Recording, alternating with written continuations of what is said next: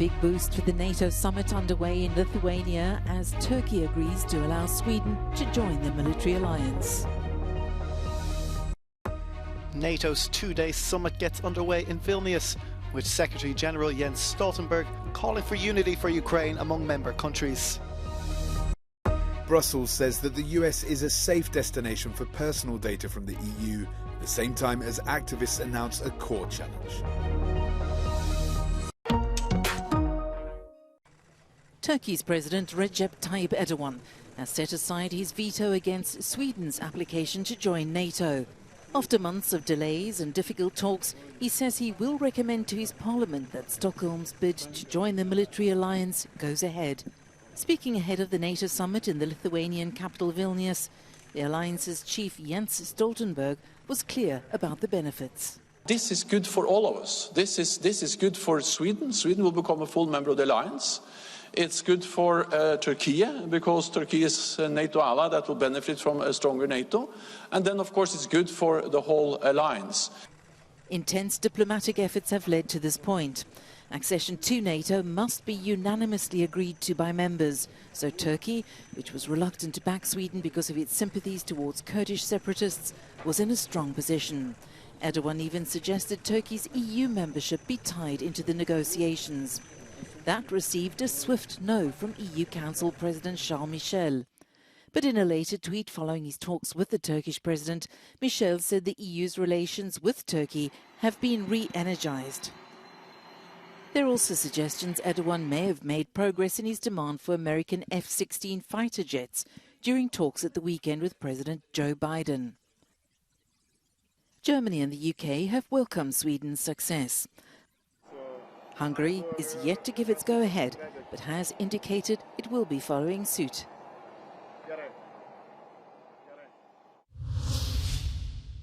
The NATO summit gets underway today in the Lithuanian capital of Vilnius. The military alliance had a major boost on the eve of the meeting, with the Swedish membership issue resolved, thanks to Turkey dropping its veto.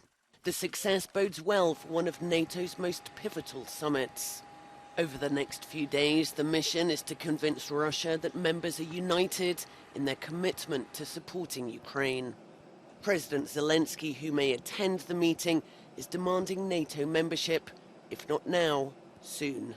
Надзвичайно активно працюємо цими днями, ще активніше, ніж будь-коли, і хоч ця робота майже на 100% зараз. За лаштунками її значення не менше, ніж будь-якої публічної роботи. Все розуміють, кожен лідер, кожна держава, навіть якщо озвучуються різні позиції, все ж очевидно, що Україна заслуговує бути в альянсі. Не зараз війна, але нам потрібен чіткий сигнал. І сигнал потрібен саме зараз. Besides their support for Ukraine, a strategy for Russia is also on the agenda. NATO allies are already said to have reached agreement on defence plans, detailing how the alliance would respond to a Russian attack. This is a major swerve away from normal NATO policy. The alliance says it needs a new approach to deal with Russia, which is now viewed as an existential threat. The summit lasts 2 days. One indication of success will be measured in a collective effort to increase funding of the alliance. All members are supposed to contribute 2% of their GDP to defence spending. At the moment, only 7 members do so. The Kremlin has revealed President Vladimir Putin met Wagner leader Yevgeny Prigozhin on the 29th of June, 5 days after he led an aborted mutiny against Russia's military leadership. Few details have been released, but Putin's spokesman said the president met 35 Wagner senior officials at the same time. The encounter reportedly lasted some 3 hours.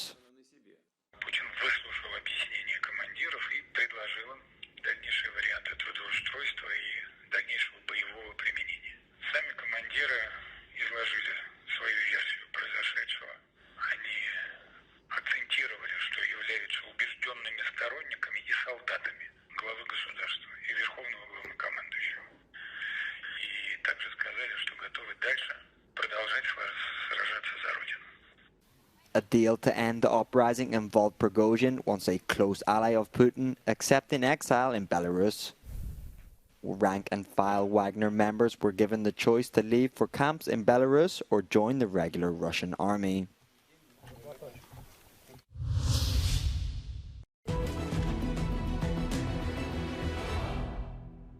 The past weekend marked 500 days since Russia launched its full-scale invasion, and as the Institute for the Study of War says, an unprovoked war of conquest against Ukraine. The think tank adds the Russian military intended to take Kyiv in 3 days, but failed to accomplish any of its intended objectives in Ukraine. In its latest intelligence update, the UK Defence Ministry says after a lull during June 2023, over the last several days, Bakhmut has again been the site of some of the most intense fighting along the front. Ukraine's Deputy Defense Minister says that the country's forces have registered a definite advance on the southern flank of Bakhmut. Now, the UK Defense Ministry says Ukrainian forces have made steady gains to both the north and the south of the Russian-held town, adding that the Russian defenders are highly likely struggling with poor morale, a mix of disparate units and limited ability to strike Ukrainian artillery. Now, the Russian leadership almost certainly see it as politically unacceptable to concede Bakhmut, which has a symbolic weight as one of the few Russian gains in the last 12 months. However, there are highly likely few additional reserves to commit to this sector. The Institute for the Study of War says Ukrainian forces have secured and retained the initiative and are conducting counteroffensive operations along most of the front line, with the Russian forces almost entirely on trying to hold on to the Ukrainian lands they still occupy. With Western assistance, Ukraine has ensured its independence, but faces the critical task of liberating the strategically vital territory still under Russian control. The path is now clear for data transfers between the EU and United States after a decision by the European Commission on Monday. 3 years ago, the bloc's top court struck down a deal between the two sides that allowed for the passage of personal data from the EU to US companies. But now, after years of political wrangling, Brussels has adopted the so-called Transatlantic Data Privacy Framework. The EU's Justice Commissioner says it means that the US is now ensuring that European data has an adequate level of protection. With the adoption of the adequacy decision, personal data can now flow freely and safely from the European Economic Area to the United States without any further conditions or authorizations. Therefore, the adequacy decision ensures that data can be transmitted between the European Union and the US on the basis of a stable and trusted arrangement that protects individuals and provides legal certainty to companies. Brussels says it's confident that the new rules meet the requirements of the European Court of Justice, which raised concerns over the US intelligence community's access to the data of EU citizens. But privacy campaigner Max Schrems, who brought down the two previous data transfer agreements between Brussels and Washington, has already announced that he will appeal the decision. He says that the new deal is just a copy of the previous one, and that the European Commission is just ignoring the court. For Victoria Espinel from the US-based Software Alliance, the deal comes as a relief after years of uncertainty, even if it will be challenged. We represent software developers in the United States and around the world, but this is really about the customers of our companies. Those are the businesses and every sector of the economy that rely on being able to transfer data for all sorts of reasons, including payroll. This is very important to companies. So having a straightforward, predictable way to transfer data is very important for the economy. A major part of the new agreement is what Brussels is calling a two-tier redress system.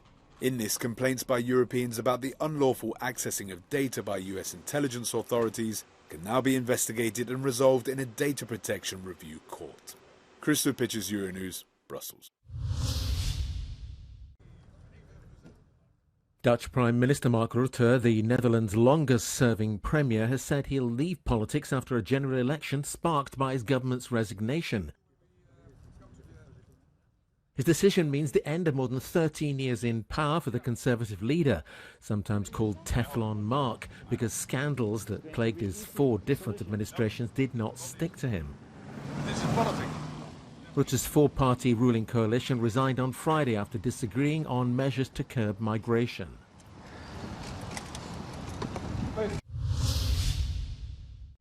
The sale of fireworks have been banned in France until the 15th of July. The move comes amid concerns of renewed unrest in the lead-up to Bastille Day celebrations on Friday.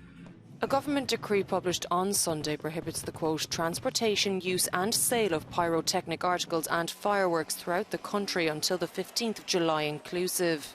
Authorities say they want to avoid further episodes of violence after the riots that followed the death of Naël M, who was killed last month by a policeman in Nantes outside Paris.